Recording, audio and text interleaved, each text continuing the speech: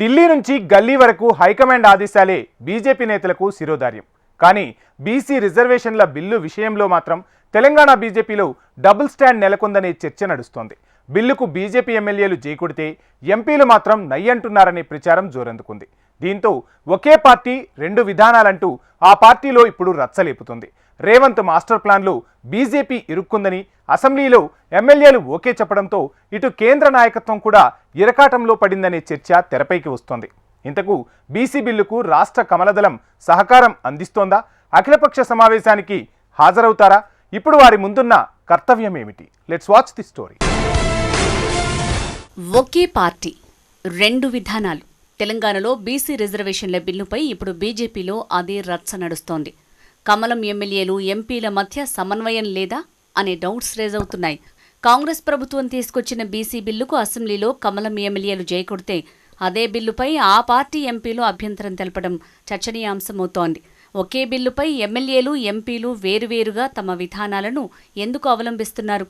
సొంత పార్టీ ఎమ్మెల్యేలే మద్దతిచ్చిన బిల్లును ఎంపీలు ఎందుకు తీవ్రంగా వ్యతిరేకిస్తున్నారు అనే చర్చ షురూ అయింది. అంతేకాదు తెలంగాణ బీసీ రిజర్వేషన్ బిల్లు అంశం పార్లమెంట్లో రచ్చకు కారణమైంది. కాంగ్రెస్ కమలం తెలంగాణలో నువ్వా నేనా అన్నట్టు ఢీకొంటున్నాయి.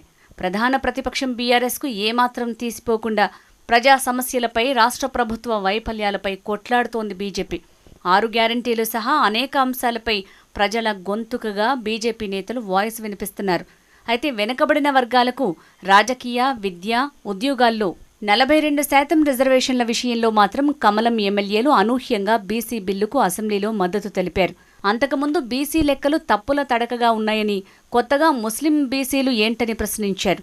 బీసీ బిల్లులో బీసీ ముస్లింలకు 10% రిజర్వేషన్ ఇవ్వడంపై కమలం పార్టీ నేతలు తీవ్రస్థాయిలో తప్పుబడుతూ వచ్చారు.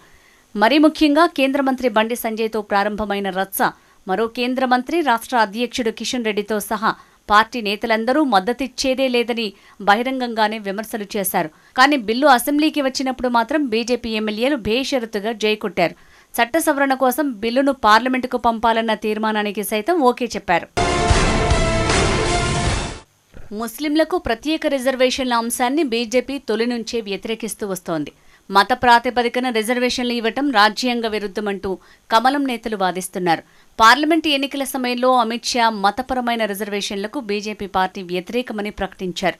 బీజేపీ అధికారంలోకి వస్తే ముస్లింలకు ఇస్తున్న 5% రిజర్వేషన్లను ఎత్తివేస్తామని పలు వేదికలపై స్పష్టం చేశారు.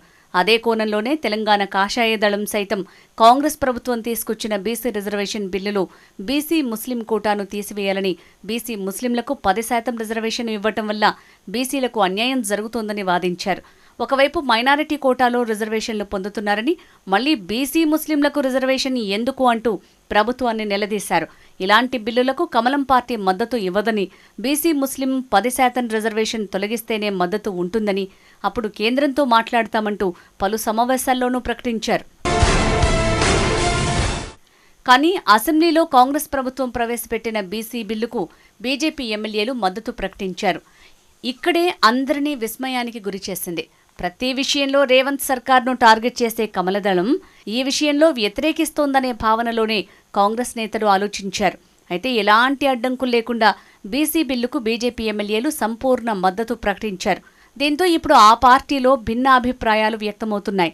ఎంపీలకు, ఎమ్మెల్యేలకు మధ్య సఖ్యత లేదని, బీసీ బిల్లుకు ఎమ్మెల్యేలు మద్దతు ఇవ్వడంపై పార్లమెంటు సభ్యులు తీవ్రంగా తప్పుబడుతున్నట్లు గుసగుసలు వినిపిస్తున్నాయి.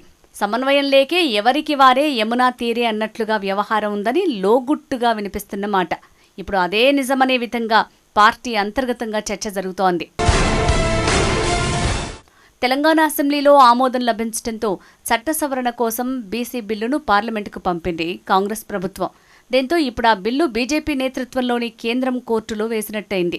ఏండ్లుగా అన్ని రంగాల్లో అన్యాయానికి గురవుతున్న బీసీలకు న్యాయం చేసేందుకు 42% రిజర్వేషన్లు కల్పిస్తామని ఎన్నికల్లో హామీ ఇచ్చామని, ఇప్పుడు ఆ మాటను నిలబెట్టుకున్నామని హస్తం నేతలు చెప్తున్నారు.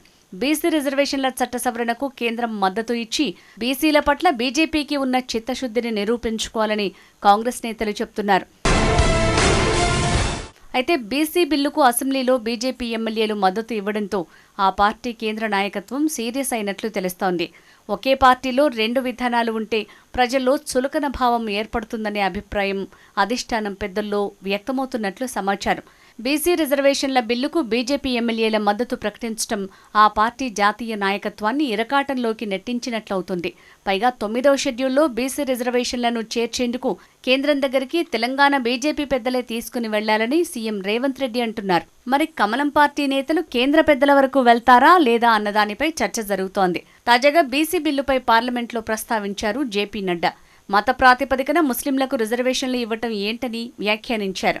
మొదటి నుంచి రాహుల్ గాంధీ ప్రస్తావిస్తున్న కుల గణనపై విమర్శలు చేస్తున్న బీజేపీ జాతీయ నాయకత్వం ఇక్కడి ఎమ్మెల్యేల తీరుపై ఎలా స్పందిస్తుందో చూడాలి.